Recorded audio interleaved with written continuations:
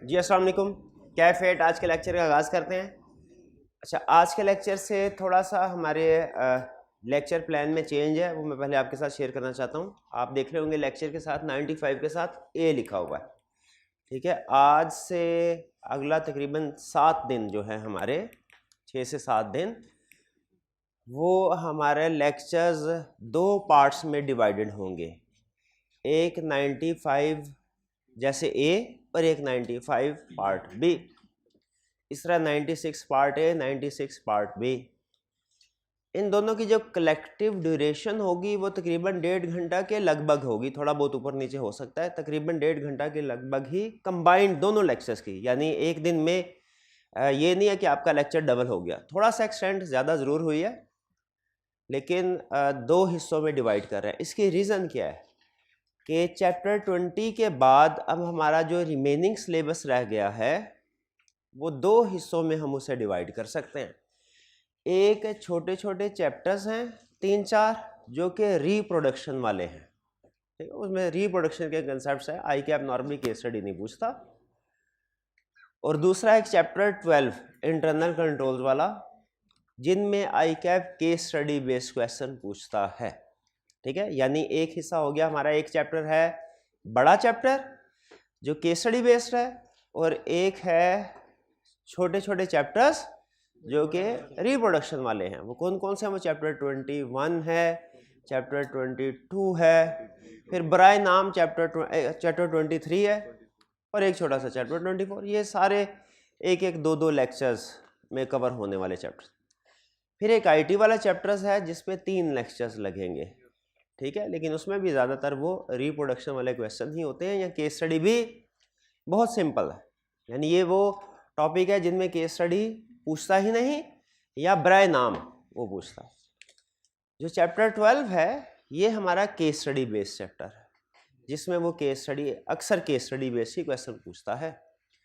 तो मैं ये चाह रहा था कि हम केस स्टडी की प्रैक्टिस ज़्यादा करें, यानी वो ये ना हो कि एंड पे होने की वजह से जो केस स्टडी वाला चैप्टर है उसकी केस स्टडी कम हो जाए। हमने इतनी प्रैक्टिस किया जहाँ पे, तो हमें एक चैप्टर भी ऐसा नहीं छोड़ना चाहिए जिसमें सफिशिएंट प्रैक्टिस ना हुई हो। तो आइडिया ये है कि हर लेक्चर को हम 2 हिस्सों में डिवाइड करेंगे, एक रूटीन के मुताबिक चलता रहेगा, जैसे रूटीन की तरतीब थी। जो हमारा ए वाला पार्ट है ना, वो रूटीन के मुताबिक चलता रहेगा। जो बी वाला पार्ट है वो बेसिकली हम इंटरनल कंट्रोल वाले चैप्टर को कवर कर रहे होंगे, और इसमें हमारा फोकस होगा केस स्टडीज़ के ऊपर, ताकि हम ज़्यादा बजाय ये कि हम 3 दिन केस स्टडीज़ की प्रैक्टिस करें उससे अच्छा है हम 6 या 7 दिन उस चैप्टर की केस स्टडी की प्रैक्टिस करें। तो बेसिक आइडिया ये है। इसमें अब ये मेरी असेसमेंट होगी, यानी जब मैं लेक्चर प्लान कर रहा हूँ ना, तो ये मेरी जिम्मेदारी है कि मैंने लेक्चर को इस तरीके से प्लान करना है कि किसी एक दिन में आप ओवरबर्डन ना हो। यानी आपको ये ना लगे कि आज 2 लेक्चर के बराबर लेक्चर हो गए, ऐसा नहीं होगा। एक लेक्चर रेगुलर लेक्चर से थोड़ा सा ज़्यादा ज़रूर होगा, 20 to 25%। ठीक है, इससे ज़्यादा कंसेप्ट्स नहीं होंगे। रिप्रोडक्शन वाले क्वेश्चन वैसे ही आपको पता है जो रटे वाले होते हैं वो सिंपल होते हैं, वो आपने पढ़ने समझने हैं और फिर उसके बाद याद करने हैं, उसमें ज़्यादा प्रैक्टिस भी नहीं होती। आप देखेंगे इसमें जो अब हमारे 95A वाले हैं उनमें ज़्यादा आपको होम असाइनमेंट भी नज़र नहीं आएगी।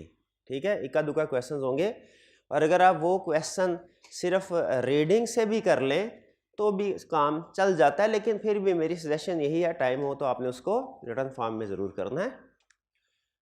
हाँ, जो चैप्टर 12 वाले क्वेश्चंस होंगे वो ज़रूरी है कि वो रिटन फॉर्म में करने हैं, क्योंकि वो ज़्यादातर केस स्टडी बेस्ड होंगे। क्लियर?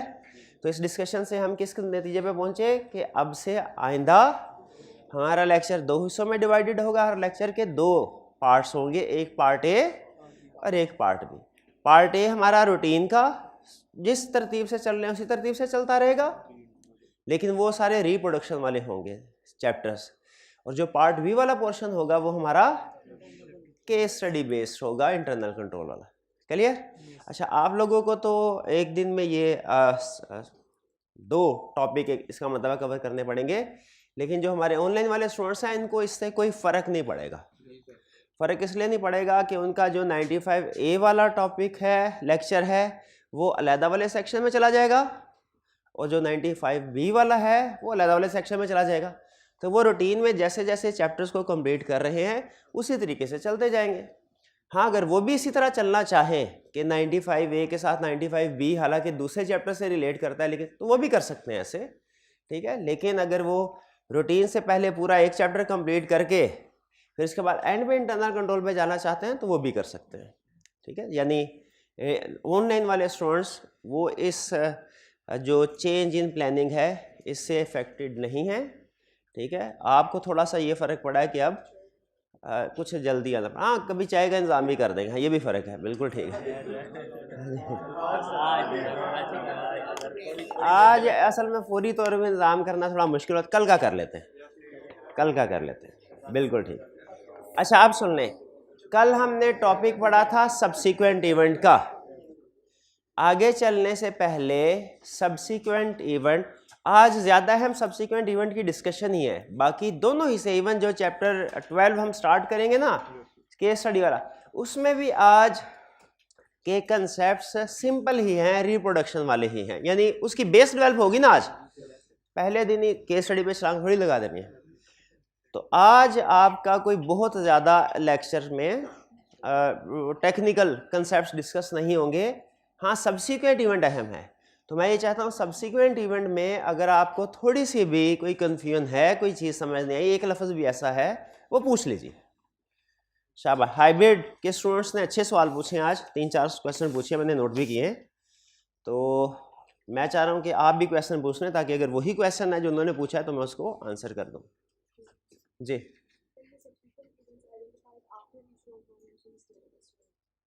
अच्छा, एक मिनट सुनिए, एक स्टूडेंट ने क्वेश्चन पूछा, सर काउंटिंग में शायद हमने ये पढ़ा है कि सब्सिक्वेंट इवेंट हम तब तक होंगे जब तक बोर्ड ऑफ डायरेक्टर्स अप्रूव ना कर दे फाइनेंशियल स्टेटमेंट। अच्छा, वहाँ पे आप कंप्लीट पढ़े, लिखा होगा बोर्ड ऑफ डायरेक्टर्स अप्रूव करेंगे financial statement for issuance. For issue का लफ्ज़ ज़रूर आपने साथ में ऐड करना है। एक बोर्ड ऑफ लिखा हुआ था, हाँ, एक बोर्ड ऑफ डायरेक्टर्स की अप्रूवल होती है ऑडिटर को देने के लिए। ये काउंटिंग में जो लिखा हुआ है ना, ये वो अप्रूवल नहीं है जो ऑडिटर्स को देते हैं। आपको पता है हमने पढ़ा था कि फाइनेंशियल में रिवाइज भी होंगी, पहले बोर्ड ऑफ डायरेक्टर्स अप्रूव करेंगे फिर ऑडिटर रिपोर्ट साइन करेगा। जो board of directors financial statement approve करते हैं डायरेक्टर्स को ऑडिटर को देने के लिए ना, वो रिपोर्ट से पहले अप्रूवल होती है, और जो डायरेक्टर्स की अप्रूवल होती है for issue of financial statements वो रिपोर्ट के बाद है। हमारा जो पॉइंट सी है ना, पॉइंट सी, वो बोर्ड ऑफ डायरेक्टर्स की वो अप्रूवल है जो फॉर इशू है। और ये बेसिकली अगर आपने कंपनी लॉ पढ़ा है तो लिंक कर दूँ, ये इशू ऑफ फाइनेंशियल स्टेटमेंट्स की डेट वही है नोटिस ऑफ एजीएम की जो डेट है, यानी जिस दिन एजीएम का नोटिस इशू होता है ना, इशू होता है, एजीएम कंडक्ट होती है उस दिन नहीं, वो तो बाद की बात है, किस दिन जिस दिन इशू होता है वही इशू ऑफ फाइनेंशियल स्टेटमेंट्स की डेट है। उसी दिन वेबसाइट पे भी, स्टॉक एक्सचेंज में भी फाइनेंशियल स्टेटमेंट भिजवाई जाती है, ठीक है जी। अच्छा, ये मैंने कुछ स्टूडेंट ने क्वेश्चन पूछा था, मैंने सिर्फ क्लियर कर दिया। अब आगे चलिए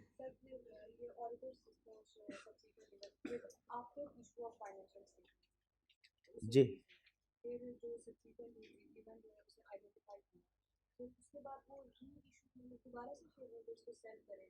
हाँ जी, इनका क्वेश्चन ये है, पहला क्वेश्चन कि अगर फाइनेंशियल स्टेटमेंट्स रूटीन में प्रिपेयर होके इशू कर दी गई रूटीन में, ठीक है, फाइनेंशियल स्टेटमेंट इशू होने के बाद अगर कोई सब्सिक्वेंट इवेंट अगर होता है, वो तो हमारी सब्सिक्वेंट इवेंट की डेफिनेशन में शामिल नहीं है। अरे बात बिल्कुल ठीक है, सब्सिक्वेंट इवेंट की डेफिनेशन में शामिल नहीं है, ठीक है। तो फिर वो क्या सिचुएशन होती है कि फाइनेंशियल स्टेटमेंट इशू होने के बाद भी हमें प्रोसीजर परफॉर्म करना पड़ते हैं, हमारी रिस्पॉन्सिबिलिटी राइज होती है, वो कौन सी सिचुएशन है? वो सिचुएशन है जब अकर पहले हो चुका हो, आइडेंटिफाई बाद में हो, फिर हमारी रिस्पॉन्सिबिलिटी होगी। अच्छा, और इसमें फिर हमने क्या करना है, इसमें अगला क्वेश्चन कि फाइनेंशियल स्टेटमेंट्स को री इशू करना क्यों जरूरी है? ऑडिटर भागा भागा मैनेजमेंट के पास जाता है, कहता है क्या करेंगे, मैनेजमेंट या तो एग्री करती है या नहीं करती। पहली कोशिश होती है कि एग्री कर जाए और फाइनेंशियल स्टेटमेंट री इशू जाए। क्यों फाइनेंशियल स्टेटमेंट री इशू की जाती है? क्योंकि जो ओल्ड फाइनेंशियल स्टेटमेंट्स हैं वो गलत हैं, और यूजर्स उन गलत फाइनेंशियल स्टेटमेंट्स पे गलत डिसीजन ना ले लें, इस वजह से फाइनेंशियल स्टेटमेंट को री इशू करना जरूरी होता है। इसीलिए हमारी कोशिश होती है कि उसको री इशू करें। दोबारा से सारा नहीं, असल में प्रैक्टिकली आपको शायद लग रहा होगा कि सारी फाइनेंस दोबारा बन रही है, बाकी सारी चीज़ें वही होती है, सिर्फ हम उसको चेंज कर देते हैं। जैसे कभी काउंटिंग का क्वेश्चन कर रहे हैं, उसमें 10 एडजस्टमेंट है, एक एडजस्टमेंट आपकी गलत हो जाए एग्जाम में, आप क्या करते हैं, सारा क्वेश्चन क्रॉस करके दोबारा करते हैं, उसी को कटिंग शटिंग कर आके दोबारा, उसमें ज़्यादा टाइम नहीं लगता। तो पुराना ड्राफ्ट पड़ा होता है फाइनेंशियल, उसमें जो चेंज करना होता है एड लेस मैनेजमेंट उसको चेंज करती है, वो शॉर्ट फॉर्म में पड़ा होता है, फाइनेंशियल स्टेटमेंट री इशू हो जाती है। क्लियर जी? और कोई क्वेश्चन जी? फाइनेंशियल स्टेटमेंट से पहले इवेंट अक्सर हुआ, लेकिन आइडेंटिफाई फाइनेंशियल स्टेटमेंट इशू होने के बाद हुआ जी। सर कितना टाइम, प्रैक्टिकली कितने टाइम तक? हाँ शाबाश, ये अच्छा सवाल है इनका सर आपने कहा अगर पहले हो चुका हो, आइडेंटिफाई बाद में हो, हम फाइनेंशियल इशू री इशू की तरफ जाते हैं। कितने को अरसे बाद तक ये ऐसे हो सकता है?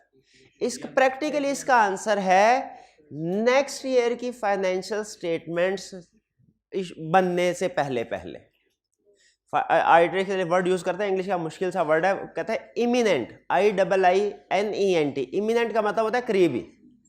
कहता है जब अगले साल की फाइनेंशियल स्टेटमेंट इशू होने के करीब होना, फिर आपने री इशू की तरफ, अब और से सुनेगा, टेक्निकल डिस्कशन हो रही है, सीफा का क्वेश्चन पूछ लिया आपने। ऑडिटर क्या कहता है, जब ऑडिटिंग स्टैंडर्ड जब अगले साल की फाइनेंशियल स्टेटमेंट्स इशू होने के करीब होना और आपको पता चले पिछले साल की फाइनेंशियल स्टेटमेंट्स में एक सब्सिक्वेंट इवेंट था जो कर पहले हो चुका था, आइडेंटिफाई आज हुआ है, तो आपने अब री इशू की तरफ नहीं जाना, क्योंकि अगले साल की फाइनेंशियल स्टेटमेंट इशू होने वाली है। अब आपने री स्टेटमेंट की तरफ जाना है। री स्टेटमेंट का मतलब क्या है, अगले साल ही की फाइनेंशियल स्टेटमेंट्स में कंपैरेटिव को चेंज कर लें। हाँ बिल्कुल, यानी प्रैक्टिकली 1 साल तक का तकरीबन टाइम। क्लियर हो गया जी बात? और कोई क्वेश्चन? और कोई क्वेश्चन नहीं है? अच्छा, एक स्टूडेंट ने क्वेश्चन पूछा कि सर जब ये डुअल डेटिंग है, ये तो ऑडिटर के लिए अच्छी बात है, क्योंकि ऑडिटर अपनी रिस्पॉन्सिबिलिटी को रिस्ट्रिक्ट कर लेता है, सब्सिक्वेंट रिस्पॉन्सिबिलिटी एक्सटेंड हो जाती है ना जब सब्सिक्वेंट इवेंट सामने आ जाए, फाइनेंशियल स्टेटमेंट रिवाइज हो, रिस्पॉन्सिबिलिटी, तो डुअल डेटिंग तो अच्छी चीज है। स्टैंडर्ड डुअल डेटिंग के 2 तरीके देता है, एक डेट, उसमें एक ओरिजिनल डेट लिख लें और एक एक्सटेंडेड इवेंट की डेट लिख लें, वो आपने लाइन पढ़ ली होगी। एक तरीका ये है। दूसरा तरीका क्या है, एम्फसिस ऑफ मैटर। अच्छा, स्टूडेंट का क्वेश्चन है सर जब एम्फसिस ऑफ मैटर इंक्लूड करेंगे या अदर मैटर, उसने emphasis of matter other matter दोनों, अब ये दोनों क्यों है ये भी मैं अभी बताता हूँ। ऐसा क्या, एम्फसिस ऑफ मैटर या अदर मैटर इंक्लूड करेंगे तो फिर उस सूरत में आपको डेट्स नीचे एक ही लिखनी है जो ओरिजिनल वाली है, तो इसका मतलब क्या, दूसरी डेट नहीं लिखनी है, लेकिन वो दूसरी डेट एम्फसिस ऑफ मैटर या अदर मैटर पैराग्राफ में आएगी। वो दूसरी डेट कहाँ आएगी, emphasis of matter other matter paragraph में। ये बात समझ आ गई? यानी डेट्स दोनों सूरतों में 2 ही आएंगी। ठीक है, एक तरीका ये है कि नीचे डेट जहां पे लिखी होती है उसके आगे लाइन एक्सटेंड कर दें, एक्सेप्ट फॉर दिस इवेंट, और दूसरा तरीका क्या है कि emphasis of matter other matter में वो जो एक्सटेंडेड वाली डेट है वो लिख दें। दोनों ऑप्शन। ये क्लियर होगी बात? अच्छा, सब्सिक्वेंट इवेंट में एम्फसिस ऑफ मैटर का वर्ड बार बार आ रहा है। एम्फसिस ऑफ मैटर किन केसेस में हम दे रहे हैं सब्सिक्वेंट इवेंट में? एक स्टूडेंट ने ये क्वेश्चन पूछा। पहला, subsequent emphasis of matter subsequent event की वजह से आ रहा है, यानी सब्सिक्वेंट इवेंट जब मर्जी हो, चाहे वो ए और बी के दरमियान हो या बी और सी के दरमियान हो, एम्फसिस ऑफ मैटर तो आएगा ही आएगा। ये बात समझ आ गई आपको? दूसरी चीज, अगर डुअल डेटिंग कर रहे हैं तो फिर भी एम्फसिस ऑफ मैटर पैराग्राफ आएगा। उसमें ऑप्शन है, उसमें मे भी आए मे भी ना आए। अगर आपने नीचे डेट लिख दी नहीं आएगा, अगर आपने अदर मैटर में भी लिख सकते हैं इसको, और मेरा जाती ख्याल ये है अदर मैटर ज्यादा बेहतर ऑप्शन है डुअल डेटिंग के लिए, क्योंकि ऑडिटर की रिस्पॉन्सिबिलिटीज अदर मैटर्स से रिलेट कर रही होती हैं, एम्फसिस ऑफ मैटर से नहीं। लेकिन स्टैंडर्ड ने इजाजत दी है कि चूंकि सारा असल में वकूआ एक ही इंटर रिलेटेड है, सब डुअल डेटिंग इंटर रिलेटेड है सब्सिक्वेंट इवेंट के साथ। तो इसीलिए आप उसे एक ही जगह अगर सब्सिक्वेंट इवेंट में भी लिखना चाहें लिख सकते हैं, लेकिन अदर मैटर पैराग्राफ भी दे सकते हैं, इसलिए उसने दोनों ऑप्शन दे दिया। क्लियर?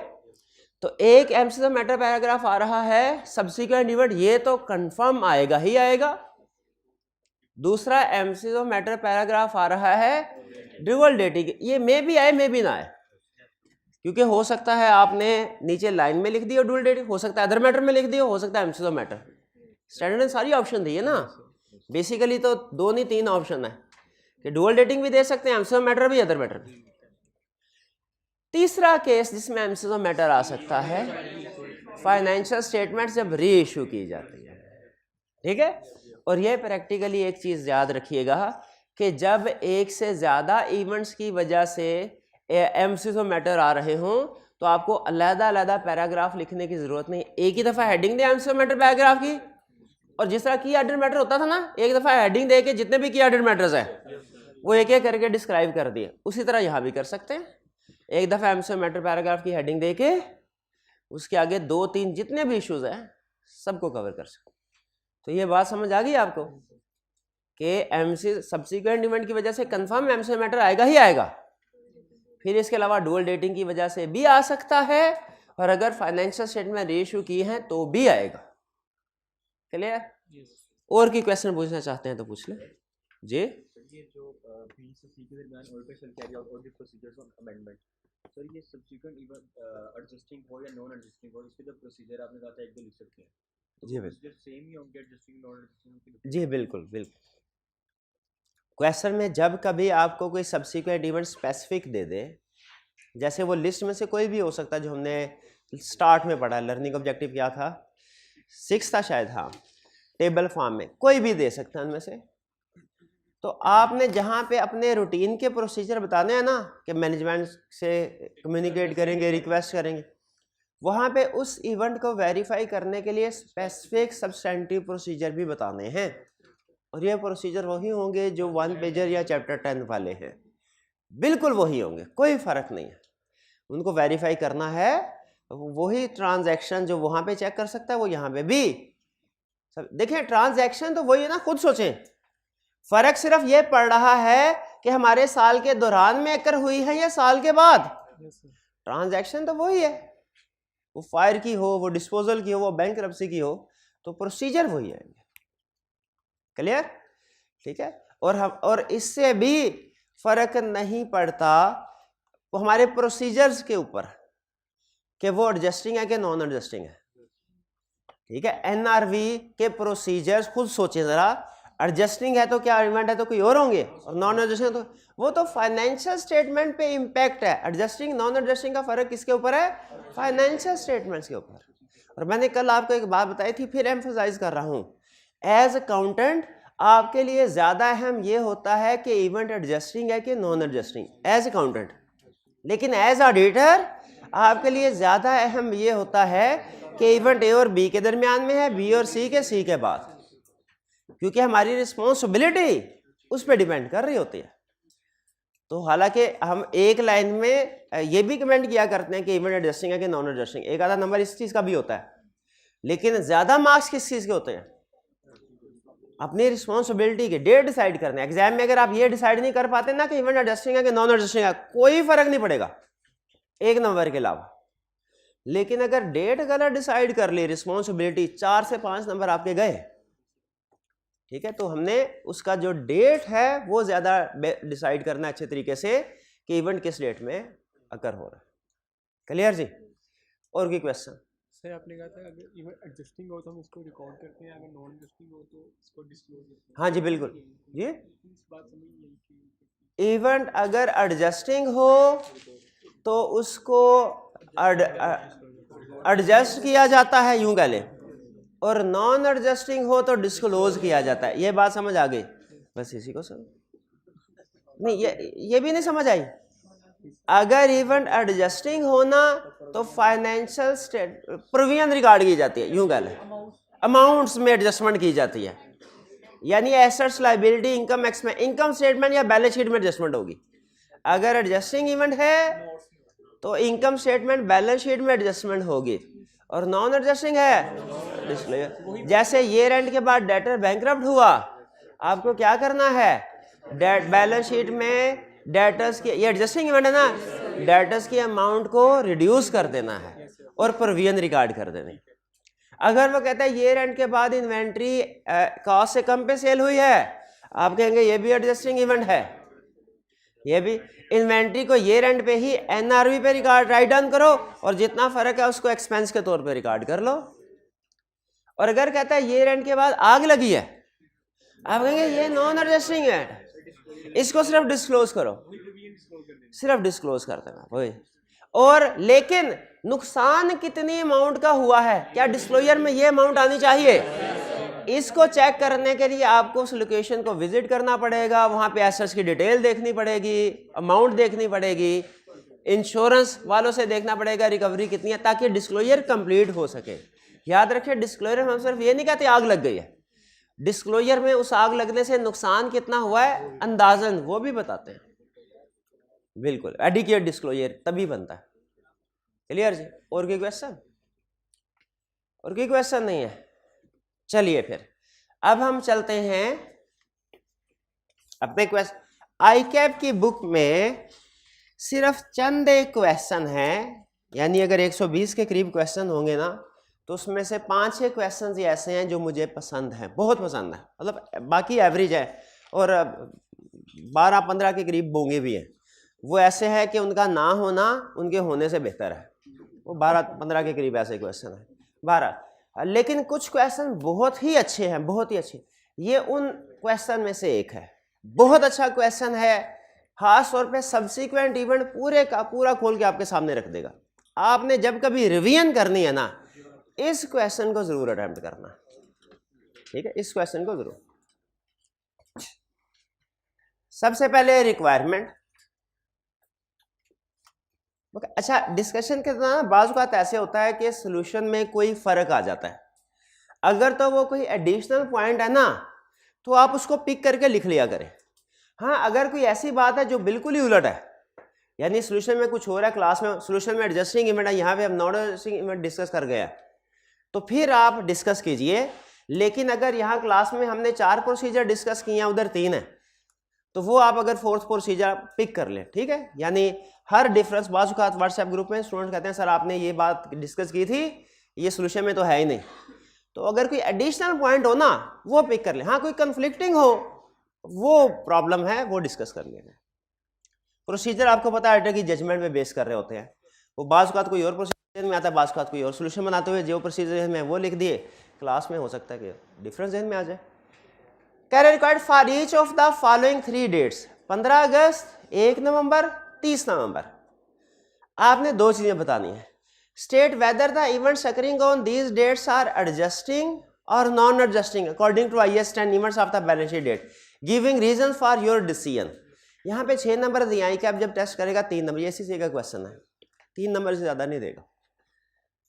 बताना है एडजस्टिंग के नॉन एडजस्टिंग, यानी इसमें आपको अकाउंटेंट बना रहा है। फिर कह रहा है explain the auditors responsibility and the audit procedures that should be carried out. इसके नो यहाँ पे ऑडिटर बना रहा है, यानी हर इवेंट के साथ ऑडिटर की रिस्पांसिबिलिटी होता है। तो हमने हर इवेंट को एनालाइज करके ये देखना है कि इसमें एडजस्टिंग है कि नॉन एडजस्टिंग, और दूसरा रिस्पांसिबिलिटी क्या है।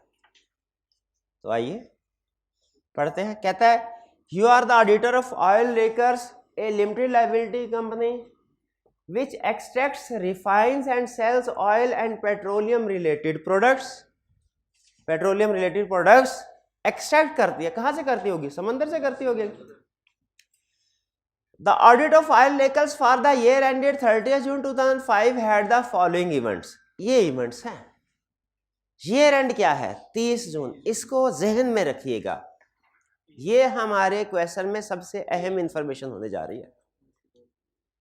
सबसे पहले 15 अगस्त, bankruptcy of major customers representing 11% of trade receivables on the balance sheet date.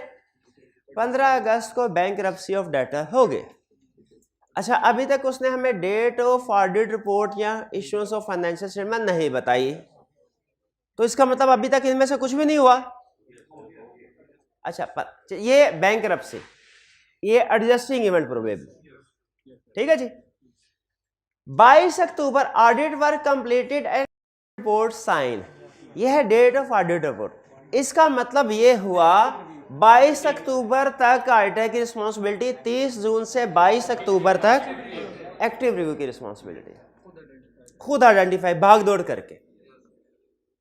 फिर इसके बाद 1 नवंबर को क्या हुआ, ऑन 1 नवंबर 2005 accidental release of toxic chemicals in the sea from the company's oil refinery resulting in severe damage to the environment. Toxic कोई ऐसा chemical, environment भी डैमेज हुआ, वहां पे मछलियां वगैरह भी सारी मर गई और नुकसान हो, ये probably non adjust. Bankruptcy of debtor adjusting event, समझ आती है?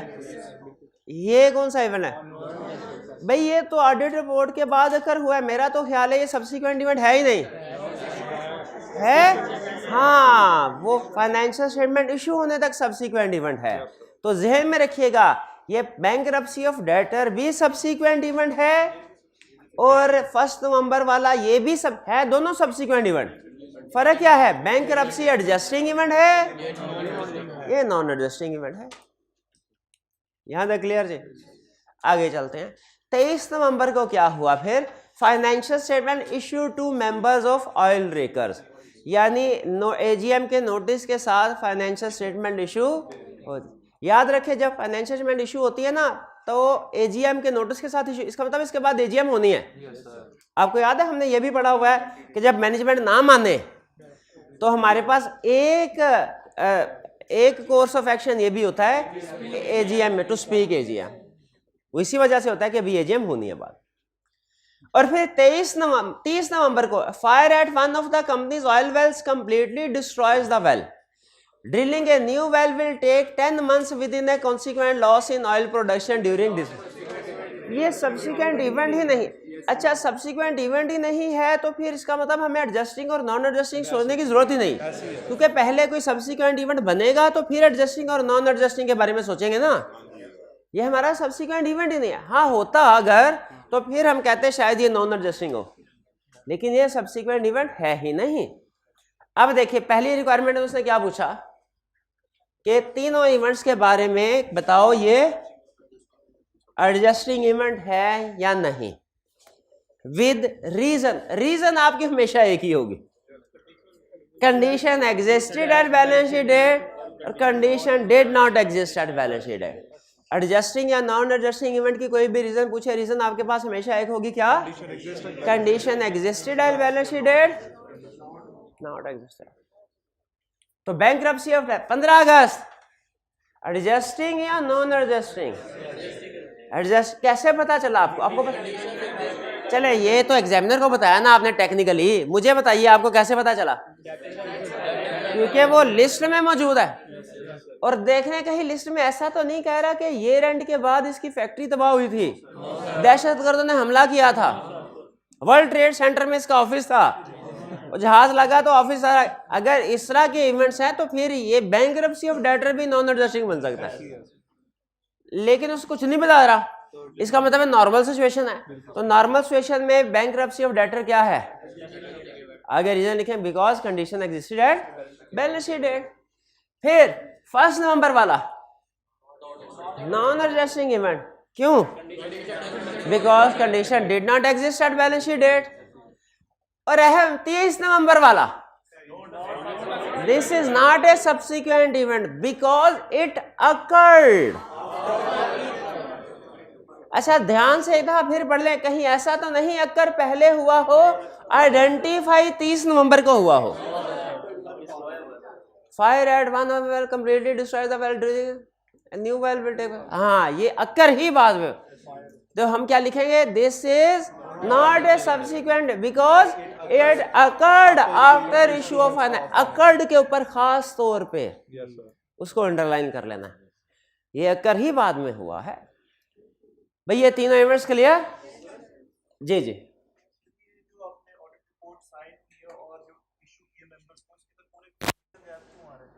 अच्छा गैप क्यों आ रहा है, ये बाज़ का प्रैक्टिकली डिफरेंट रीज़न हो सकती है। हो सकता है प्रिंटिंग प्रेस वालों ने टाइम ज़्यादा दे दिया, वहाँ पे कोई प्रॉब्लम हो गई हो इस वजह से। नॉर्मली गैप 4-5 दिन का होता है, इससे ज़्यादा नहीं होता नॉर्मली गैप। आपने बिल्कुल सही, लेकिन क्वेश्चन में उसने दे दिया तो हमने उसके ऊपर, हमें उस तरफ सोचने की ज़रूरत नहीं है। जो क्वेश्चन में पूछा उसको बताएंगे। डिले ज़्यादा है, ठीक है, या आगे क्यों लगी होगी, सिगरेट पी रहा होगा कोई, बैठे होते उधर बैठ के कुएं के तेल पे सिगरेट पी रहे हो।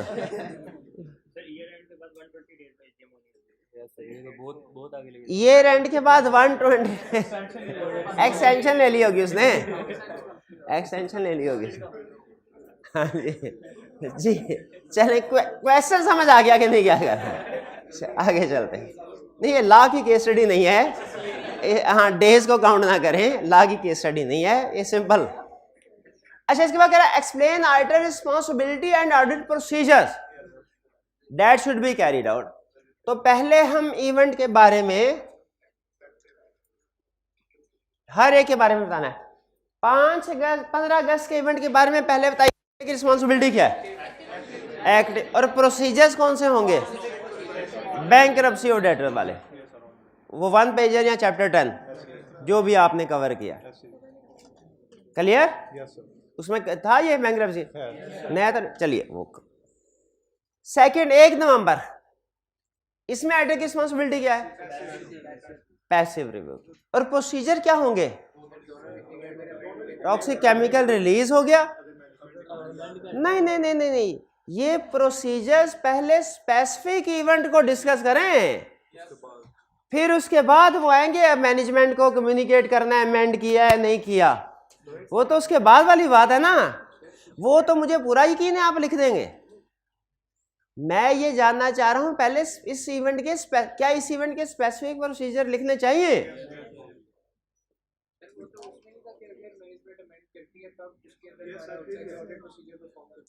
हाँ चलें, आप ये कह रहे हो कि पहले आप ये डिस्कस करेंगे कि मैनेजमेंट ने एग्री किया कि नहीं किया, फिर प्रोसीजर करेंगे, ऐसे कर दें।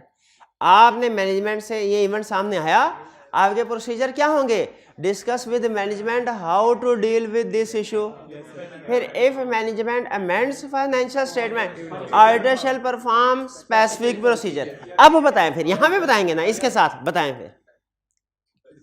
नहीं आपने बताना, फिजिकली इंस्पेक्ट करेंगे समंदर में। ओशन गेट वालों ने अब नॉर्मल लॉस रिकॉर्ड किया अपना, आपने कहा मैं फिजिकली इंस्पेक्ट किया, उन्होंने कहा हम ये इसी का इंतजार कर रहे थे, आजा लेके चले। समंदर की तह में फिजिकल इंस्पेक्शन था ना, पहले टाइटैनिक पे हो गया। अगर पॉसिबल हो तो कर सकते हैं, लेकिन उससे ज़्यादा बेहतर है आप न्यूज़ रिपोर्ट्स देख लें, टीवी चैनल की रिपोर्ट्स देख लें, कुछ वीडियोस वगैरह वहाँ पे किसी ने करीब वाले बंदे ने वीडियो रिकॉर्ड के अपलोड कर दी होगी, वो वीडियो क्लिप्स देख सकते हैं, जिससे अंदाज़ा होगा इवेंट अगर हुआ कि नहीं। फिर इससे कंपनी के एसेट्स कितने डिस्ट्रॉय हुए, एसेट्स की लिस्ट ले सकते हैं। फिर एनवायरमेंटल डैमेज से कोई लीगल एक्शन या पेनल्टी एक्सपेक्टेड तो नहीं, लॉयर से पूछेंगे, उसकी प्रोविजन रिकॉर्ड कर सकते हैं। ये 3-4 प्रोसीजर लिख देंगे। फिर इसके बाद आगे फर्दर क्या करेंगे, मैं प्रोसीजर परफॉर्म कर लिए, पहले मैनेजमेंट फिर रिवाइज करेगी, हम अपनी ऑडिट रिपोर्ट को रिवाइज करेंगे। न्यू ऑडिट रिपोर्ट में 2 चीज़ें चेंज होंगी, एक एम्फसिस ऑफ मैटर और एक डुअल डेटिंग। और फिर डुअल डेटिंग बस इतना काफ़ी है, अगर ख़ास तौर पे पूछे तो डुअल डेटिंग को एक्सप्लेन कर दें कि इसके हमारे पास 2 तरीके होते हैं, डेट को भी हम डेट के साथ भी मेंशन कर सकते हैं या emphasis of matter other matter के साथ भी कर सकते हैं। क्लियर ये रिस्पॉन्सिबिलिटी। और अगर मैनेजमेंट एग्री नहीं करते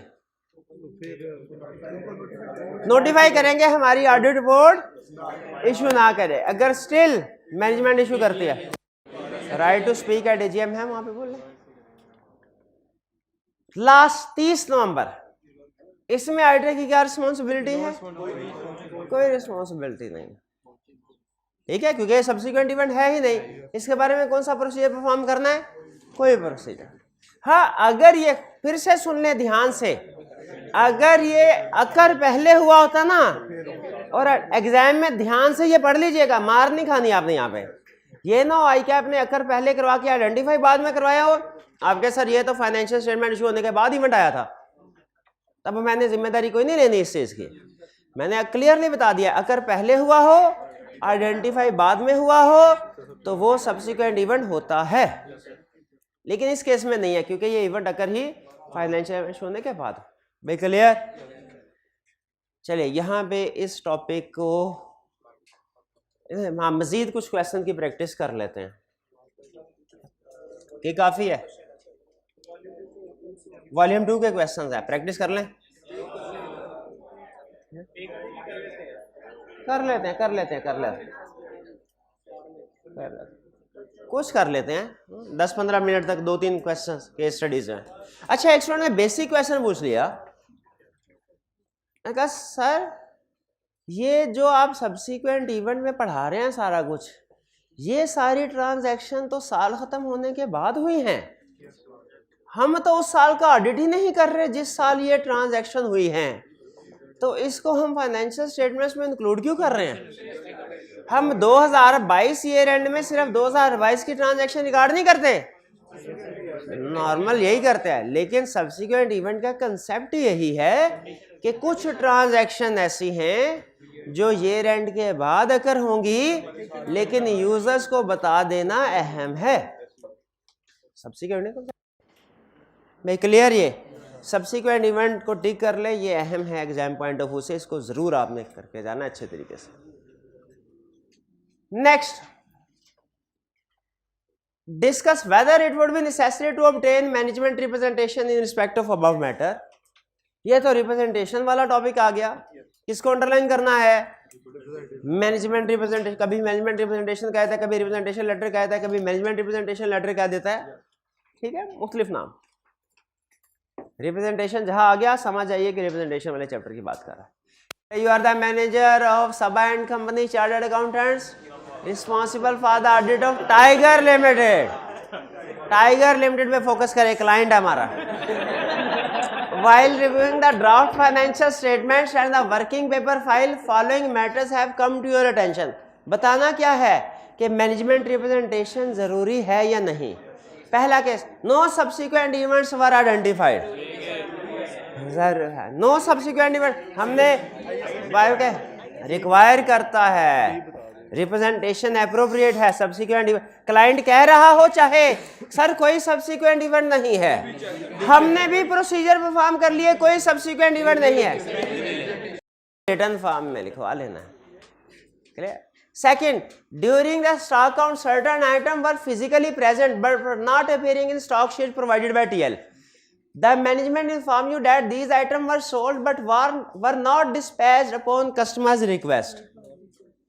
कि ये आइटम सेल हो चुकी हैं लेकिन कस्टमर को अभी डिस्पैच नहीं की। बताइए क्या आप इसमें ये सिचुएशन रिक्वायर्ड है? रिक्वायर्ड वाली लिस्ट में नहीं है। क्या इसमें कोई judgement, estimates, future plan, course of action है? नहीं, तो इसमें रिप्रेजेंटेशन लेने की क्या जरूरत है? आप सीधा कस्टमर का सेल्स ऑर्डर चेक करें, पता चले ऑर्डर दिया कि नहीं, कंफर्मेशन लेटर उसको सेंड करें, जवाब आ जाए तो पता चल गया। और ये भी देखें ईयर एंड के बाद इसने उठा लिए कि नहीं। आपको याद है एक मिलती जुलती केस स्टडी थी जिसमें उसने कहा था 52 मिलियन का था शायद, स्टॉक बढ़ा था, 20 दिन गुजर गए ईयर एंड के बाद 2 बिलियन का उठाया, 50 का उठाया नहीं। तो हम इन प्रोसीजर से इसको, यहाँ पे उसने पूछा नहीं है कि वेरिफिकेशन के प्रोसीजर क्या होंगे, यहाँ पे कमेंट सिर्फ एक ही करना है, रिप्रेजेंटेशन एप्रोप्रिएट है कि नहीं, प्रोसीजर नहीं बताने। लेकिन प्रोसीजर एडिशनली आपको बता रहा हूं कि अगर इस तरह की केस स्टडी कोई किसी और टॉपिक में दे के आपसे कहता है प्रोसीजर बताओ, तो आपको पता होना चाहिए कि इसमें ये सेल जेन्युइन है कि नहीं, ये स्टॉक किसके रिकॉर्ड में आना चाहिए। हमें कैसे पता चलेगा? हम सेल्स ऑर्डर को इंस्पेक्ट कर लेंगे, हम कंफर्मेशन लेटर उस कस्टमर को सेंड करेंगे, हम सब्सिक्वेंट ईयर एंड के बाद देखेंगे subsequent to the year dispatch हुआ कि नहीं। तो इसमें रिप्रेजेंटेशन क्या एप्रोप्रिएट है? Representation not appropriate because not required by yes, no judgement estimates involve and other evidence is expected to exist. Done जी? Third, TL has a policy for making full provision against receivable when they became overdue for 360 days or more. यानी उनकी policy है 360 days से overdue हो जाए, full provision उनकी regard करनी. However, 3 customers were not fully provided for in accordance with the TL's policy. 3 customer इसके मुताबिक नहीं किए गए. इसका मतलब पॉलिसी ठीक अप्लाई की गई. अगर वो कहे सारे एसेट्स को रिवैल्यू करते हैं, 3 को रिवैल्यू नहीं किया, लेकिन चाहे कोई रीजन बता दे, फिर भी सेलेक्टिव एप्लीकेशन तो नहीं होती ना पॉलिसीज की. ये काउंटिंग पॉलिसी में आपने पढ़ा होगा कि वो सिमिलर ट्रांजैक्शन में सब पे अप्लाई होनी है. However, 3 customers were not provided for. The management contended that they are rigorously following up these parties and are confident to recover the outstanding balance very soon. बताइए सही मिस स्टेटमेंट है कि नहीं? वो जैसे वो एक्सपर्ट रिपोर्ट में भी कहते रहे, हम फॉलो अप कर रहे हैं, एक्सपर्ट को हमने कहा है, वो कह रहा है 6 महीने के अंदर रिपोर्ट फाइनल कर देगा. हमने कहा तो पॉलिसी वायलेशन थोड़ी होगी, या तो फिर सबको कॉस्ट में लेके चलो, सबको रिवैल्यू करना चाहिए, नहीं कर सकते तो सबको कॉस्ट में कर लो, सिलेक्टिव रिवैल्यूएशन नहीं करने. तो बताइए क्या रिप्रेजेंटेशन एप्रोप्रिएट है? लेकिन ये तो जजमेंट इन्वॉल्व हो रही है प्रोविजन फॉर फैक्ट. हाँ जी शाबाश, सबसे अहम चीज ये मिस स्टेटमेंट है. इसलिए मिस स्टेटमेंट और स्कोप लिमिटेशन में एप्रोप्रिएट नहीं है. अच्छा, लेकिन एक और चीज, इमटेरियल मिस स्टेटमेंट की रिप्रेजेंटेशन तो ऑब्टेन करते हैं, तो ये क्यों नहीं कर रहे? ये मटेरियल है, कहाँ लिखा हुआ है? ये तो हमारा चैप्टर 4 में पहला केस स्टडी का शायद असूल है, दूसरा तीसरा था कि अगर केस स्टडी में जब तक खुद से इमटेरियल ना कह दे तो वो मटेरियल है, यानी उसे इमटेरियल अज्यूम नहीं करना. बताया था ना कि जब भी फैक्ट नहीं बताएगा हम मटेरियल कहेंगे, if material if pervasive, if immaterial करके नहीं करते. इफ जब तक खुद ना कहे तब तक इमटेरियल नहीं होती आइटम जो एग्जाम में आ जाए. तो पहले में रिप्रेजेंटेशन एप्रोप्रिएट, दूसरे में एप्रोप्रिएट नहीं क्योंकि अदर एविडेंस क्लियरली अवेलेबल है, एस्टिमेट्स वगैरह नहीं है. थर्ड में है तो थोड़ा सा एस्टिमेट से रिलेटेड, सिग्निफिकेंट एस्टिमेट होता तो हम कह सकते थे, लेकिन मिस स्टेटमेंट है. शाबाश.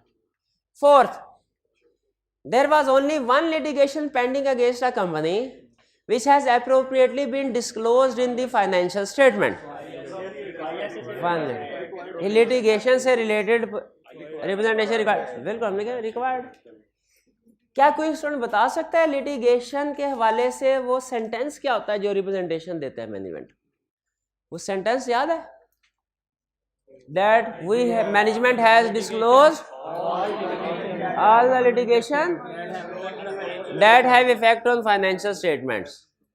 In financial statements के 2 ऑडिटर, चले कोई नहीं पढ़ा हो तो काफ़ी है, ठीक है. तो लेकिन बहरहाल लिटिगेशन के हवाले से रिप्रेजेंटेशन एप्रोप्रिएट है. क्लियर हो गया जी? इस क्वेश्चन में कोई प्रॉब्लम? इस तरह का क्वेश्चन आप हैंडल कर लेंगे? आया तो इसमें याद रखिएगा, एक स्टूडेंट कहने लगा सर क्या जब वो रिप्रेजेंटेशन एप्रोप्रिएट है या नहीं पूछता है, क्या हमने इसके प्रोसीजर बताने होते हैं? क्योंकि इसमें भी कुछ ना कुछ इवेंट तो बता रहा है, इवेंट जरूर कुछ ना कुछ बता रहा है, जैसे यहाँ पे प्रोविजन वाला है, लेकिन रिक्वायरमेंट में उसने प्रोसीजर नहीं पूछे. रिक्वायरमेंट में सिर्फ इतना पूछा है रिप्रेजेंटेशन एप्रोप्रिएट है या नहीं. जी जी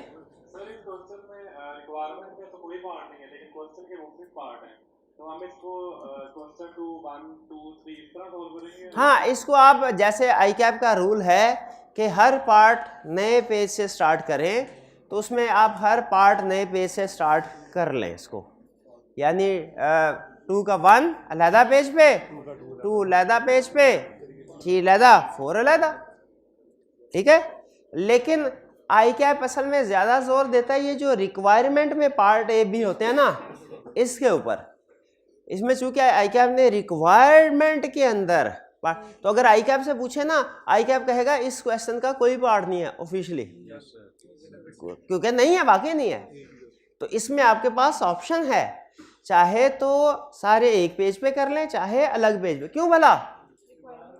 रिक्वायरमेंट में पार्ट ए भी नहीं है, क्वेश्चन के हिस्से हैं रिक्वायरमेंट में पार्ट ए बी. अब ये आपकी अपनी जजमेंट होती है इस तरह के क्वेश्चन में.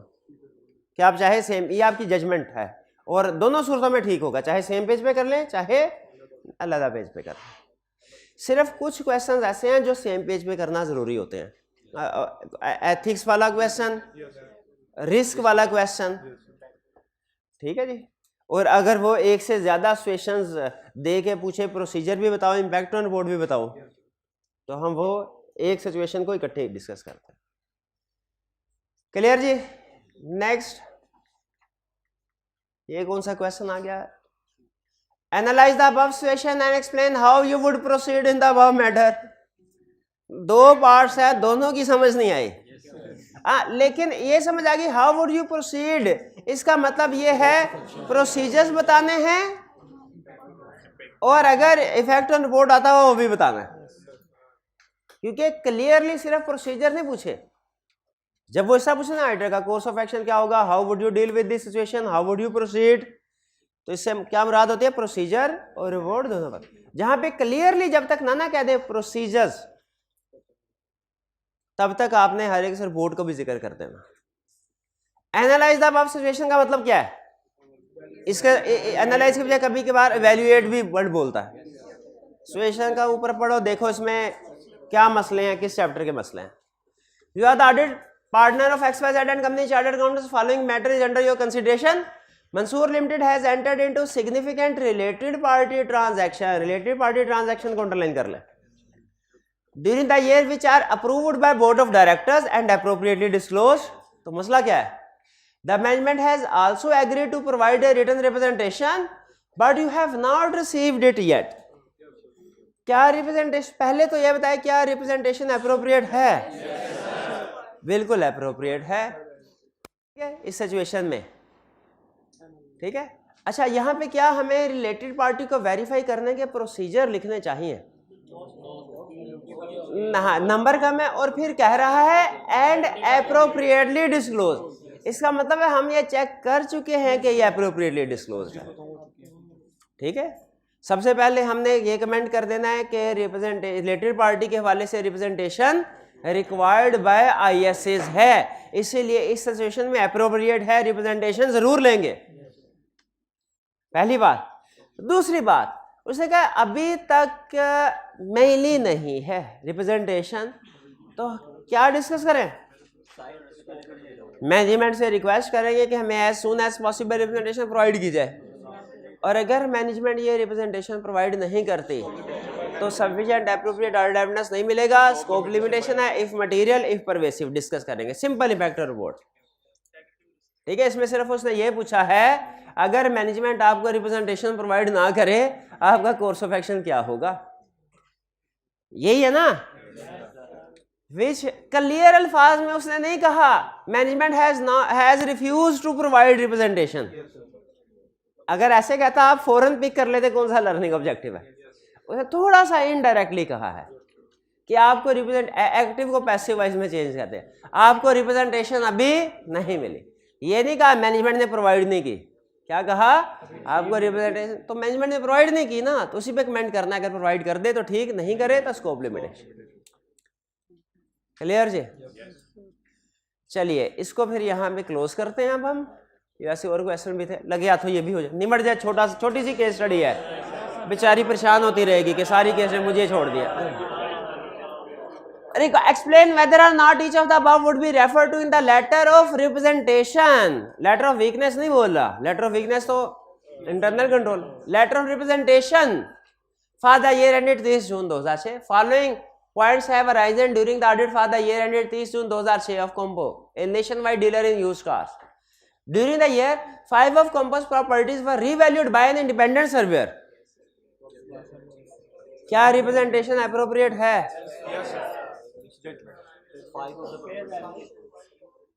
जो इसने लिखा है ना 5 ऑफ प्रॉपर्टीज, इसे मुझे लग रहा है सारी रिवैल्यू नहीं करवाई, ऐसा मुझे लग रहा है। अगर वो 5 ऑफ का वर्ड यूज ना करता, कहता कि ऑल प्रॉपर्टीज वर रिवैल्यूड, हम कहते हैं रिप्रेजेंटेशन अप्रोप्रिएट है। रिवैल्यूएशन में सिग्निफिकेंट जजमेंट्स है, एस्टिमेट्स इन्वॉल्व होते हैं वैल्यूएशन के हवाले से। यहाँ पे 5 ऑफ से लग रहा है हमें कि टोटल नंबर ज्यादा था, कुछ को रिवैल्यू कराया, कुछ को नहीं करवाया, इसलिए क्या हुआ ये misstatement, representation not appropriate. Second, one property was sold during the year to the marketing director, related party transaction, representation appropriate है, बिल्कुल है. Related party required by ISS. The directors have refused to make provision against a bad debt, miss. Representation appropriate है, नहीं है. तो पहला और तीसरा दोनों मिस स्टेटमेंट है, रिप्रेजेंटेशन एप्रोप्रिएट नहीं. सेकंड, रिलेटेड पार्टी ट्रांजैक्शन है, इसमें रिप्रेजेंटेशन एप्रोप्रिएट. और ये ध्यान में रखिएगा, रिवैल्यूएशन पे रिप्रेजेंटेशन एप्रोप्रिएट है अगर सही पॉलिसी अप्लाई की गई.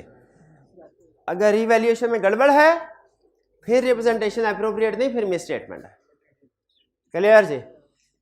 चलिए अब हम हमारा टॉपिक है, ये तो क्वेश्चन की डिस्कशन थी ना, अब हमारा टॉपिक है चैप्टर 20 के बाद 21 जो कि रिलेट करता है ऑडिट डॉक्यूमेंटेशन से. और इससे आपको खुद ही अंदाजा हो जाएगा कि अब जो आने वाले टॉपिक्स है ना बच्चों वाले बाहर. ऑडिट डॉक्यूमेंटेशन के बेसिक, कहता है ऑडिट डॉक्यूमेंटेशन है क्या? ऑडिट डॉक्यूमेंटेशन है, या इसे ऑडिट वर्किंग पेपर्स भी कहते हैं, बल्कि प्रैक्टिस में वर्किंग पेपर ज्यादा मशहूर है. रिटन रिकॉर्ड है किस चीज का? 3 चीजों का. Procedure perform, evidence obtain, conclusion. Auditor ने कौन से प्रोसीजर परफॉर्म किए, इनसे क्या एविडेंस मिला, इस एविडेंस की बेस पे वो किस कंक्लूजन पे पहुंचा. कंक्लूजन यही होता है कि ठीक है कि गलत है. इन सब का रिटन रिकॉर्ड क्या कहलाता है? Audit documentation. ऑडिट डॉक्यूमेंटेशन के हवाले से कुछ रूल्स हैं, ठीक है. ये थोड़ा सा अहम चीज है, थोड़ा सा कंपैरेटिवली. ऑडिट डॉक्यूमेंटेशन की ओनरशिप कौन सी है? ये थोड़ा स्ट्रेंज कंसेप्ट. ओनर कौन है डॉक्यूमेंटेशन? क्लाइंट कहता है एंड पे ये वर्किंग पेपर मुझे दे दो. ऑडिटर कहता है क्यों दो? कहता है भाई मेरे से पूछ के सारे वर्किंग पेपर बनाए हैं तो मेरे हुए ना. कहते नहीं, तेरे साथ एग्रीमेंट हुआ रिपोर्ट देने का, तुझे सिर्फ रिपोर्ट देंगे, बाकी हर चीज हम अपने पास रखेंगे. कोर्ट ने ये फैसला किया हुआ है लीगल केसेस में, working papers are ownership of auditor. कल कला को ऑडिटर का आईकैप क्वालिटी कंट्रोल रिव्यू करने आ गया, ऑडिटर क्या दिखाएगा कि क्या करता रहा है? तो वर्किंग पेपर्स किसके हैं? रिटेंशन ऑडिटर की है, ऑडिटर ओनर है. क्लियर? हाँ, ऑडिटर ओनर है तो इसका यह मतलब नहीं है कि ऑडिटर जिसको चाहे गिफ्ट दे दे, जिसको चाहे गिफ्ट दे दे. क्यों? Confidentiality principle. जब तक क्लाइंट की इजाजत नहीं होगी वर्किंग पेपर का एक सफा कॉन्फिडेंशियल रखना है. हाँ, अगर क्लाइंट इजाजत दे दे और ऑडिटर चाहे तो फिर किसी को हम वर्किंग पेपर दे सकते हैं, जैसे कमिंग ऑडिटर को. ठीक है, तो ओनर क्लाइंट ऑडिटर है वर्किंग पेपर का, ओनर ऑडिटर. लेकिन इसका यह मतलब नहीं किसी को गिफ्ट देते. इसका यह मतलब भी नहीं कि सर्दी ज्यादा लगे आग जला के उसको हाथ सेकना शुरू कर दिया. इसका यह मतलब डिस्ट्रॉय भी नहीं करेगा, डिस्ट्रॉय भी नहीं करे. ओनर होने नॉर्मली तो रूल ये था जो चीज हमारी बाइक है जो मर्जी, इसका गर्मी ज्यादा लग रही है जला के हाथ से, हमें क्या इससे गर्मी ज्यादा. हाँ, तो अपनी बाइक जलाएगा तो पागल ही कहेंगे हैं, तो गर्मी ज्यादा लग रही थी बाइक जला दे, हमें कहा चल जलानी थी सर्दी पे जलाते. तो इस ओनरशिप का ये मतलब नहीं है कि जो मर्जी करे वर्किंग पेपर के साथ ना. ऑडिटर के ऊपर कुछ प्रिंसिपल अप्लाई होते हैं. 2 प्रिंसिपल है, एक confidentiality principle, retention principle. Confidentiality principle क्या कहता है कि ये किसी के साथ शेयर नहीं करने वर्किंग पेपर, कॉन्फिडेंशियल इंफॉर्मेशन है जब तक क्लाइंट की इजाजत ना हो. और रिटेंशन प्रिंसिपल क्या कहता है कि ये संभाल के रखने. वैसे तो ये फर्म के क्वालिटी कंट्रोल पे डिपेंड करता है, कुछ फर्म 10-10 साल तक भी संभाल के रखते हैं, कुछ 7 साल तक संभाल के रखती है, लेकिन कम से कम 5 साल तक वर्किंग पेपर संभाल के रखने हैं. ठीक है, 5 year from the date of auditors report और group auditors report whichever is later. और ये तो कॉमन सेंस की बात है कि लेटर कौन होगा, ग्रुप ऑडिटर रिपोर्ट। पहले सिंगल फाइनेंशियल स्टेटमेंट बनती है, बाद में कंसोलिडेटेड बनती है ना। कभी ऐसा भी हुआ सिंगल के बगैर कंसोलिडेटेड, तो ऑडिट भी इसी तरह पहले सिंगल का होगा, बाद में कंसोलिडेटेड का होगा। बहरहाल उसने दोनों लिखे, हम भी एग्जाम में दोनों लिखेंगे, विच एवर इज लेटर। भैया समझ आ गया ओनरशिप किसकी है, लेकिन उसमें कुछ प्रिंसिपल अप्लाई होते हैं, जिम्मेदारियां। पहली जिम्मेदारी क्या, दूसरी क्या, इसका पर्पस क्या है, वर्किंग पेपर्स का क्या करना है, मकसद प्राइमरी पर्पस है।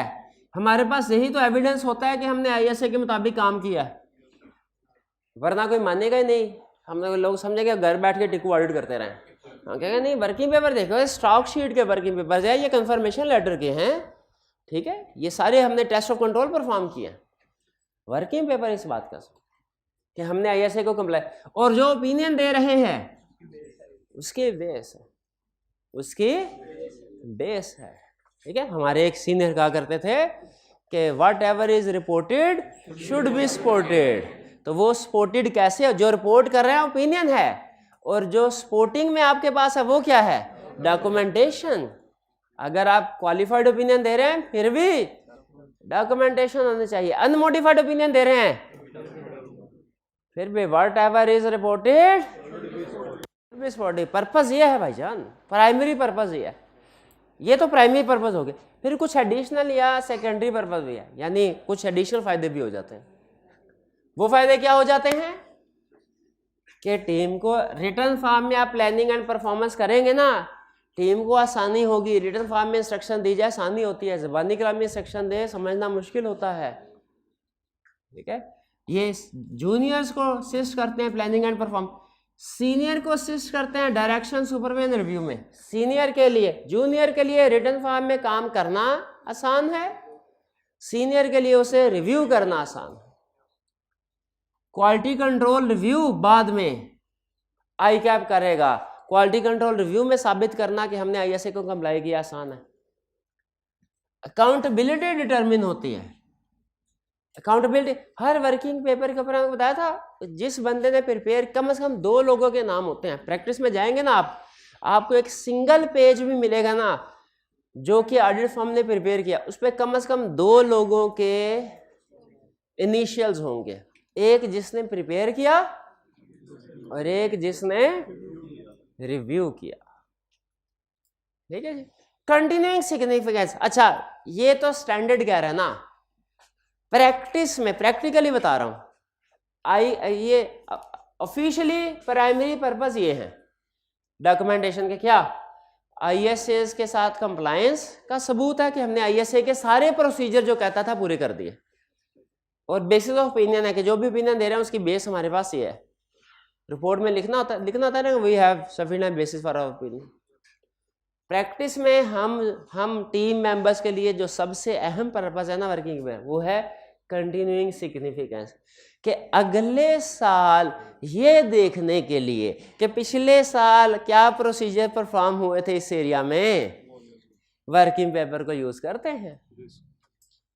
स्टैंडर्ड क्या कहता है, स्टैंडर्ड ये कहता है, अगर जूनियर पूछे ना सीनियर से कि सर मैंने डेटर्स के एरिया में क्या प्रोसीजर परफॉर्म करने हैं, तो सीनियर को चाहिए जवाब दे कि पहले अंडरस्टैंडिंग ऑफ सिस्टम ऑब्टेन करो, इनके सिस्टम की अंडरस्टैंडिंग ऑब्टेन करो, फिर इसके बाद इनके कंट्रोल्स को असेस करो, फिर अगर कंट्रोल्स वीक है तो सब्सटेंटिव प्रोसीजर ज़्यादा परफॉर्म करो, कंट्रोल स्ट्रॉन्ग है सब्सटेंटिव प्रोसीजर कम परफॉर्म करो। ये कहता है स्टैंडर्ड कि जब जूनियर पूछे ना क्या करना है तो उसको ये बताए। प्रैक्टिस में जूनियर जब सीनियर से पूछता है सर क्या प्रोसीजर परफॉर्म करना है डेटर पे, कहता है फाइल उठाओ पिछले साल की छाप दो। क्या कहता है, फाइल उठाओ पिछले साल की छाप दो। वो सब कुछ छाप देता है। जहां पे चाय का कप छपा हुआ था ना पिछली दफा, वही पे चाय का कप भी छाप देता है। और जहां पे पिछले साल जिस वर्किंग पेपर में मक्खी मरी हुई थी वो भी छाप देता है। इसे कहते हैं मक्खी में मक्खी मारना। तो इसी बात से निकला है। तो ये क्या ये अप्रोच ठीक है? गलत है अप्रोच। आप चाहे गलत काम करते रहें लेकिन आपको पता तो होना चाहिए ना ये काम गलत है। तो ये क्योंकि हमने पिछले साल के प्रोसीजर पिछले साल की रिस्क असेसमेंट की बेस पे डिसाइड होते हैं। इस साल के प्रोसीजर रिस्क रिवाइज हर साल रिवाइज होता है। हर साल क्या हो सकता है एक्सेप्टेंस स्टेज पे कुछ और रिस्क हो, लो हो, उसके बाद में रिवाइज हो जाए, उसी ऑडिट में रिस्क रिवाइज होता है, तो फिर पिछले साल की बात है। बहरहाल पर बस समझ आ गए, कोई प्रॉब्लम? अब कहता है दो टर्म्स हैं, एक है ऑडिट वर्किंग पेपर, एक है ऑडिट फाइल। इन भाईजान के नोट ये ऑडिट के लिए हैं, ये नोट्स सबके लिए। अकाउंटिंग के लिए कौन सा रजिस्टर है? अकाउंटिंग के लिए, लॉ के लिए ये, हाँ दूसरा है और भी रखा हुआ है, ये भी है, ये भी भाई के वर्किंग पेपर है, ये भी भाई के वर्किंग पेपर है, ये भी भाई के वर्किंग पेपर। बैग ही दे दे यार एक। ये भाई की ऑडिट फाइल है? ऑडिट फाइल क्या है? वो स्टोरेज मीडिया जिसके अंदर वर्किंग पेपर्स रखे जाते हैं संभालने के लिए। संभालने के लिए आपने बॉक्स फाइल देखी होगी बड़ी बड़ी, वो नीले रंग की या बाद काले ब्लैक कलर की बॉक्स है, वो ऑडिट फाइल्स हैं। उनके अंदर जो सफ़े लगे होते हैं वो वर्किंग पेपर्स हैं। तो वर्किंग पेपर ऑडिट फाइल में फर्क समझ आया? ऑडिट फाइल वो, हाँ जी, अगर जो कंप्यूटर इस्तेमाल करता है वो यूँ समझ लें कि वो जो कंप्यूटर में फोल्डर बनाते हैं ना, वो हमारी फाइल, और उसके अंदर जो MP4 MP3 और कभी कभी .pdf की फाइल रखते हैं, वो हमारे वर्किंग पेपर्स हैं। तो ऑडिट फाइल और ऑडिट डॉक्यूमेंटेशन में फर्क समझ आ गया? ऑडिट फाइल के अंदर ऑडिट डॉक्यूमेंटेशन। अब ऑडिट फाइल दो तरह की होती है।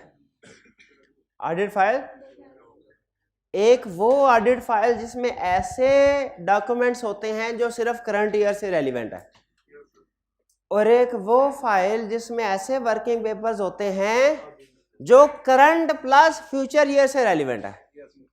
नहीं समझ आई ना बात? अच्छा पहले फिर एग्जांपल दीजिए। कंसर्ट मैं नहीं समझा रहा, डायरेक्ट एग्जांपल ही पूछ रहा हूँ क्योंकि आपने कहा है इस पर।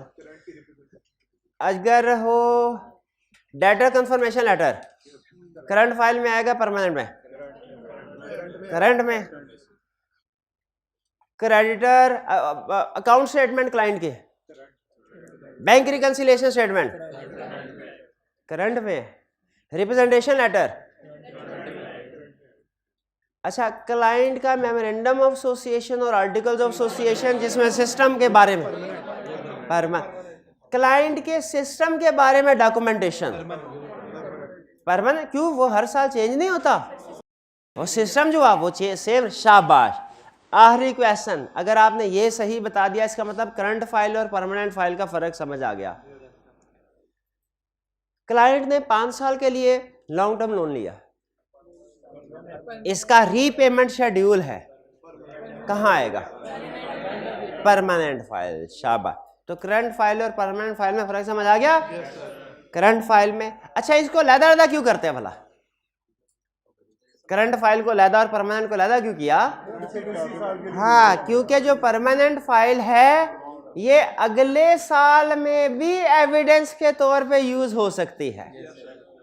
ये परमानेंट फाइल की डॉक्यूमेंटेशन अगले साल भी एविडेंस के तौर पे यूज हो सकता है। अगले साल से ही सिस्टम देख लेंगे, अगले साल यही लोन एग्रीमेंट चलेगा, अनलेस के रिवाइज हो जाए। अगर रिवाइज हो गया तो जाहिर है फिर रिवाइज डॉक्यूमेंट होता है, वरना नॉर्मली परमानेंट फाइल की चीजें हम अलग क्यों करते हैं करंट से? क्योंकि ये अगले साल एज एविडेंस यूज होंगी। बाकी उसने कुछ एग्जांपल्स दिए हैं। Professional clearance letter current, risk हर साल असेस करते हैं, मटेरियलिटी डिटर्मिनेशन, ऑडिट प्लान, ठीक है करंट में आएगा। अच्छा एक है कम्युनिटिव एरर शेड्यूल, ये होता क्या है? जो मिस स्टेटमेंट हम एक पेज में इकट्ठी, जो इमटेरियल होती हैं, मटेरियल तो फौरन कहते हैं क्लाइंट को करेक्ट करो नहीं तो हम ओपिनियन करने लगे। इमटेरियल को जहां पे इकट्ठे करते हैं जिस जगह पे, कम्युनिटिव एरर शेड्यूल। और क्यों इकट्ठे कर रहे होते हैं? ताकि एंड पे जाके देख लें मटेरियल है कि नहीं। Next concept, form, content and extent of audit documentation. Audit documentation की, जैसे किसी स्टूडेंट ने पूछा सर पेपर कैसा होना चाहिए, ऑडिट का पेपर कैसे अटेम्प्ट करना चाहिए, क्या उसमें कैलकुलेशंस करनी है या पैराग्राफ फॉर्म में लिखना है, पैराग्राफ फॉर्म में इंग्लिश लिखनी है या बुलेट फॉर्म में लिख सकते हैं, या कभी कोई डायग्राम भी बनानी पड़ती है। What should be form, content and extent of audit. सवाल कितना लिखना है, 2 पॉइंट्स लिखने हैं कि 6, सिर्फ हेडिंग देनी है कि डिस्क्रिप्शन भी। यह है form, content and extent of documentation. क्या आप जो वर्किंग पेपर बना रहे हैं उसकी शक्लो सूरत कैसी होनी चाहिए। अब कोई स्टूडेंट मेरे से पूछे शक्लो सूरत कैसी होनी चाहिए, मैं कोई हार्ड एंड फास्ट रूल नहीं है, आपने पेपर ऐसे अटेम्प्ट कर। देखें कभी तो एनालिटिकल प्रोसीजर का क्वेश्चन आ गया तो आपको कैलकुलेशन यूज करना पड़ेगी, रिस्क असेसमेंट वाला, ठीक है। अब ऑडिट रिपोर्ट वाला क्वेश्चन आ गया तो आपको डिस्क्रिप्टिव फॉर्म में लिखना पड़ेगा।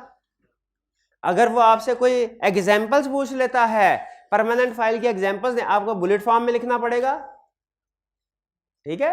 वो तो डिपेंड करता है ना कि क्वेश्चन के ऊपर, कि आपने सिर्फ हेडिंग लिखनी, डिस्क्रिप्शन लिखनी है बुलेट फॉर्म में या तो आपका पेपर डिपेंड करता है क्वेश्चन टू क्वेश्चन। लेकिन जनरल रूल सुन लें, जनरल रूल, आपका पेपर ऐसा होना चाहिए कि दूसरी तरफ जो एक्सपीरियंस ऑडिटर बैठा हुआ है, जिसने आपका ऑडिट का पेपर चेक करना है, उसे पता चल जाए आपने क्या प्रोसीजर परफॉर्म किए, आपने क्या एविडेंस ऑब्टेन किया, किस कंक्लूजन पे पहुंचे, और कोई मसले मसाइल अगर बड़े हों, वो भी कोई बड़ी अहम कैलकुलेशन है उसकी वर्किंग भी शो करवाई हो। उसी तरह हमसे कोई पूछे कि ऑडिट वर्किंग पेपर कैसे होने चाहिए, हम कह भाई ये तो ऑडिटर की जजमेंट पे डिपेंड करता है, और कुछ डिफरेंट फैक्टर्स हैं। कम्प्लेक्स सा एरिया, ज्यादा प्रोसीजर परफॉर्म करो, ठीक है। इजी है, रिस्क कम है, कम प्रोसीजर परफॉर्म करो। एनालिटिकल प्रोसीजर परफॉर्म कर रहे हो तो फिर ऐसे टूल्स यूज करो जिनमें कैलकुलेशंस होते हैं, जैसे एक्सेल वगैरह।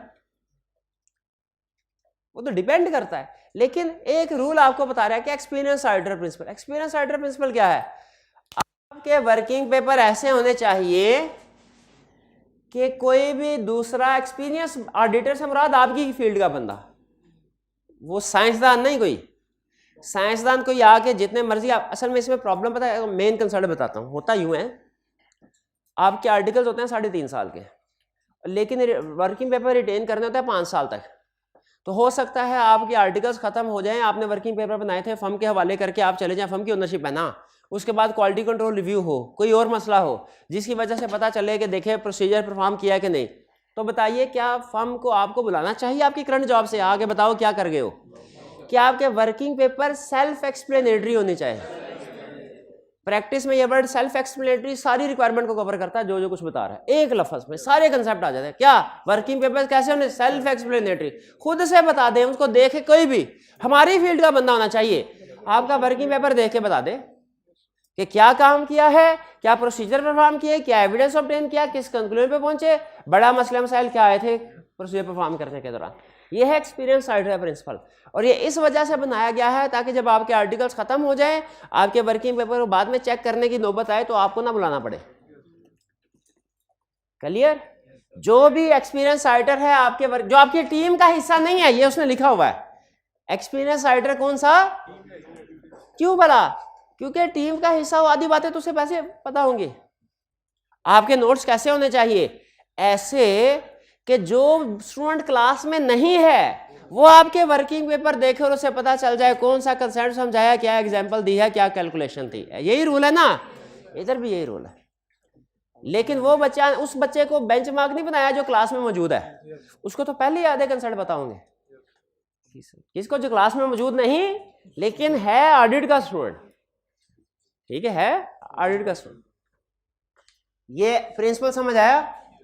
फिर उसने कुछ फैक्टर्स बताए कि किन फैक्टर्स को सामने रखते हैं। रिस्क ज्यादा, अच्छा, इसमें 3 अल्फाज यूज किया, फॉर्म, कंटेंट एंड एक्सटेंट। इसमें आपने, ये है इकट्ठे इस्तेमाल होते हैं, आपने सिर्फ इस कंसेप्ट को पढ़ते हुए एक्सटेंट के ऊपर फोकस करना है। एक्सटेंट क्या होनी चाहिए? रिस्क ज्यादा तो एक्सटेंट, साइज एंड कम्प्लेक्सिटी, बड़ा क्लाइंट है, कम्प्लेक्स क्लाइंट है, extent of working paper, audit methodology and tools used. अगर मैनुअली काम कर रहे हैं ज्यादा करना पड़ेगा, अगर cats computer assisted audit techniques use कर रहे हैं काम रेपिटेटिव नेचर की होता है, जल्दी काम हो जाता है। Nature and significance of audit procedure performed, evidence obtained, exception.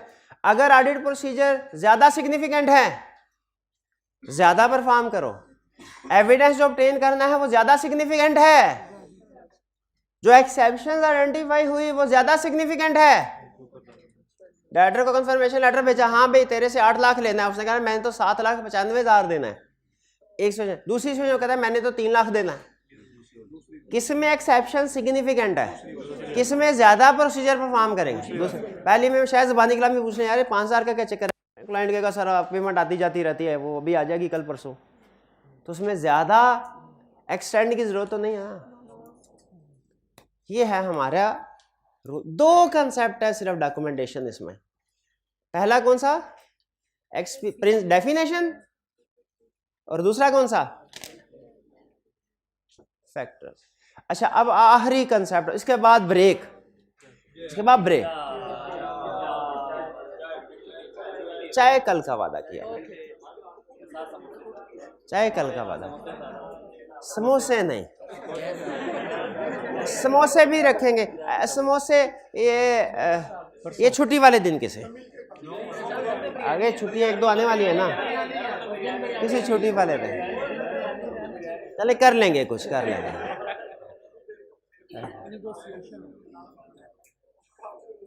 Concept क्या है? अच्छा, ये प्रैक्टिकल कंसेप्ट, प्रैक्टिकल बहुत अच्छा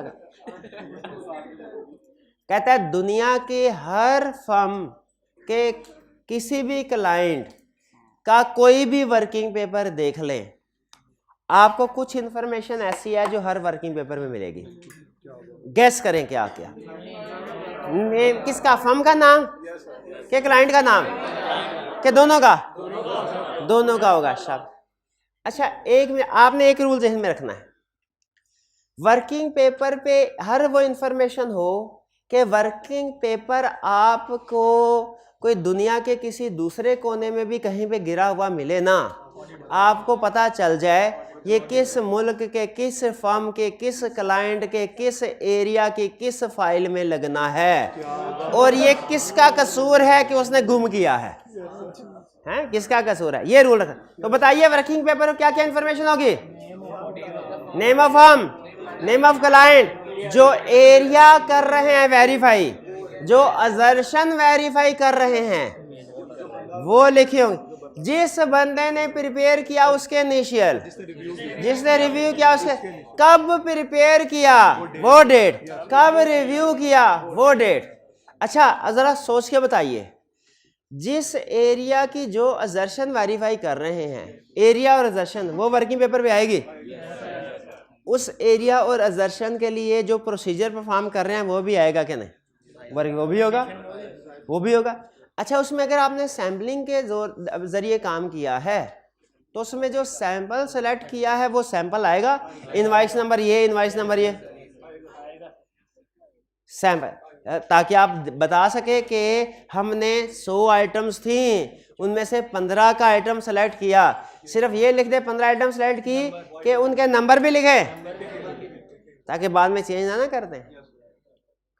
और ये भी बताना चाहिए कि कैसे सिलेक्शन की, कि बस ये लिख दे सैंपल सेलेक्ट किया, बताना चाहिए कैसे सिलेक्शन की, बेसिस ऑफ सिलेक्शन। और कोई मिस स्टेटमेंट सामने आई वो भी बता दें, और अगर नहीं सामने आई तो वो भी बता दें, सब कुछ बता दें, ये कंसेप्ट खत्म है। अच्छा, ये सारा रिप्रोडक्शन वाला, थोड़ी सी केस स्टडी, हल्की, बहुत हल्की आंच वाली केस स्टडी, वो चेक कर सकता है इसमें से, वो चेक कर सकता है इसमें से, ये और ये ये ठीक है। बाकी ना आज के लेक्चर में आपने बाकी सारे क्वेश्चन करने हैं, खास तौर पे जो एक क्वेश्चन करना है ना, एक है बड़ा अच्छा क्वेश्चन है, क्वेश्चन 3 ये और ये तो वही है जो हमने एग्जाम्प्ट थी। क्वेश्चन 3 में तो वही है जो हमें अकाउंटिंग में एग्जाम्प्ट थी। क्या बोला? बैंक सारे ढूंढते रहे पूरा सेशन, मिली तो कहाँ आके मिली। बैंक रिकंसिलिएशन ऐसी होती है, बैंक रिकंसिलिएशन स्टेटमेंट। हम ऐसे अकाउंटिंग वालों की मिन्नतें करता है। ये है। अच्छा अब पढ़ ली, सारे सेशन में नहीं पढ़ी थी, अब सवाल आया था कहते पढ़ी हुई है, कोई नहीं पढ़ी हुई आपने। चले अब ऐसा करते हैं 5 मिनट की करते हैं ब्रेक। ये हमारा लेक्चर 95A हो गया कंप्लीट। 95B बिल्कुल छोटा, यकीन कीजिए सारे कंसेप्ट पढ़े हैं, आपको सिर्फ ये बताना है क्या मटेरियल उसमें एक कंसेप्ट सिर्फ नया होगा, एक लिमिटेशंस ऑफ ऑडिट तो आपने पढ़ी होंगी, और ये भी पढ़ा होगा कि नहीं अभी नहीं, अगले लेक्चर में, ये अभी चलिए आज का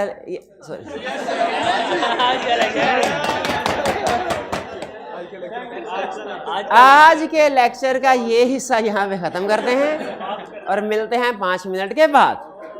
जी पास कीजिए।